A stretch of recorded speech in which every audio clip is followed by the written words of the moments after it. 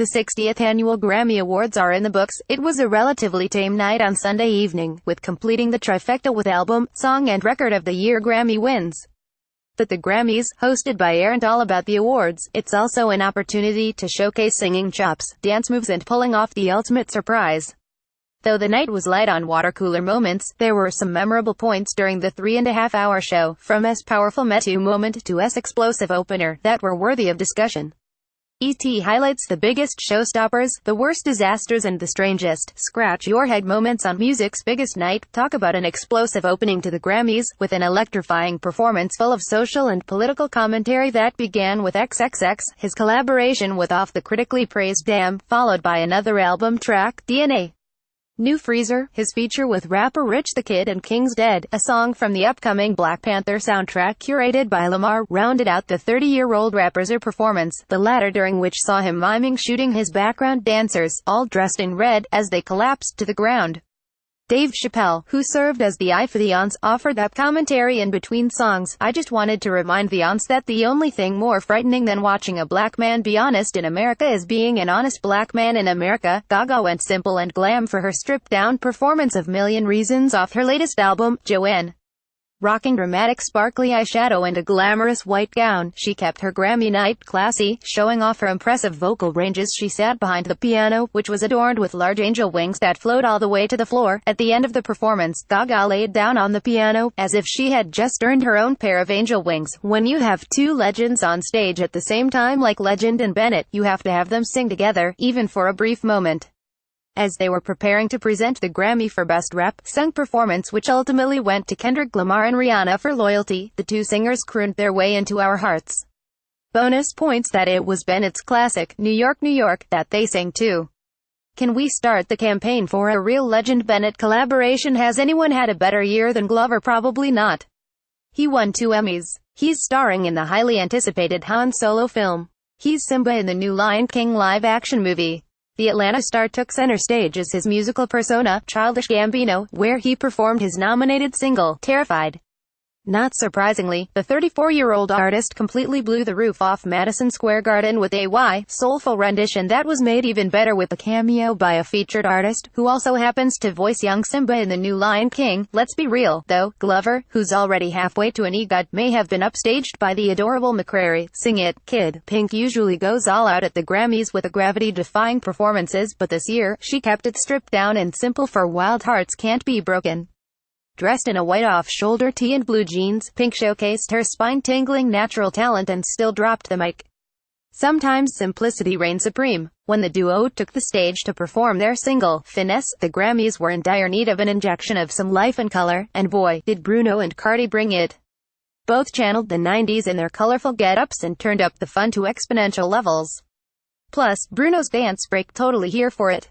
Corden channeled his inner Oprah when he broke the news that they were going to start giving out consolation puppies to the Grammy losers after Dave Chappelle won Best Comedy Album, leaving nominees like Jerry Seinfeld, Jim Gaffigan and Sarah Silverman to lick their wounds with adorable pups.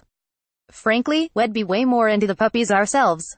Just look at that adorable face. Kesha was joined by Cyndi Lauper, Camila Cabello, Julia Michaels, Andra Day and B. Rexa for a powerful rendition of her Grammy-nominated ballad, Praying, a song released amid Kesha's public legal battle against Dr. Luke, whom she alleges UAL assault and battery. He has denied her allegations. Dressed in all white, Kesha grew increasingly emotional as her debut Grammy performance continued on and ended in an embrace with her fellow female singers once the song finished. No frills, just full-on emotion and heartache.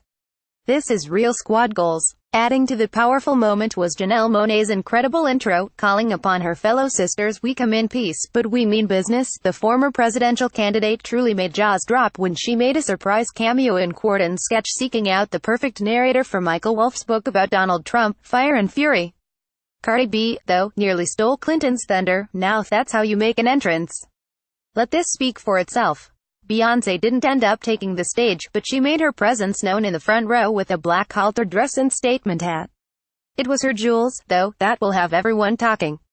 The 36-year-old singer, including a custom-made pair of 70-carat diamond and titanium geometric earrings with 35-carat center stones, along with Elon Millie sunglasses, worth $380, when you're snubbed in the Album, Record and Song of the Year categories, but win Grammys for Pop Vocal Album and Pop Solo Performance, you at least should make the effort to attend. Sheeran didn't even bother showing up to collect his gramophones, leaving presenters Jon Batiste and Gary Clark Jr. to awkwardly accept in his honor for Pop Solo Performance, an award that was televised.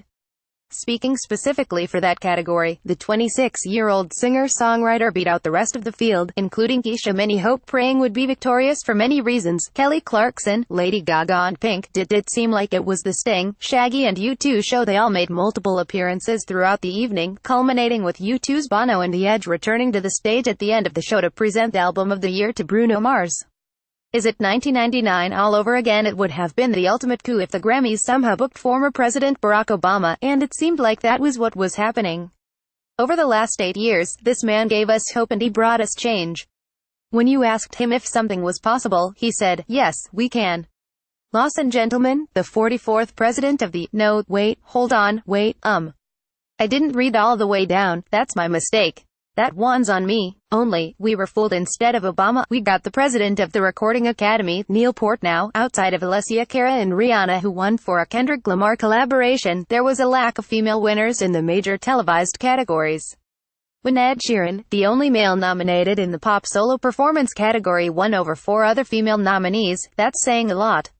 Where was the love for the likes of SZA, Lorde, Lana Del Rey and Kesha? And what's up with Lorde being the only Album of the Year nominee and the sole female in the category? It was one of the night's first strange moments when Silverman and Cruz, star New York Giants wide receiver, took to the stage, at first to seemingly plead for the public to vote, but then admitted it was all a joke and that the country was basically over anyway. Not exactly the best way to start one of the longer awards shows. We may be reaching our limit of carpool karaoke effectiveness. Because Corden was hosting, it made sense for the Late Late Show host to include a Big Apple-inspired version of his popular late-night segment, which meant it took place inside a subway car instead of an SUV with the unlikeliest trio of Corden, and if the bit was truly spontaneous like early carpool karaoke days, it could have produced some stellar moments. It felt a little too scripted for our comfort, with the length of the subway ride between stops way too long to be believable. Also, do real New Yorkers really care enough to interact with street performers? We didn't think so. The Grammys are usually all about the music and CBS stars, so it was a bit curious when Katie Holmes, neither a musician nor a CBS star, took the stage to introduce Bruno Mars and Cardi B's Finesse.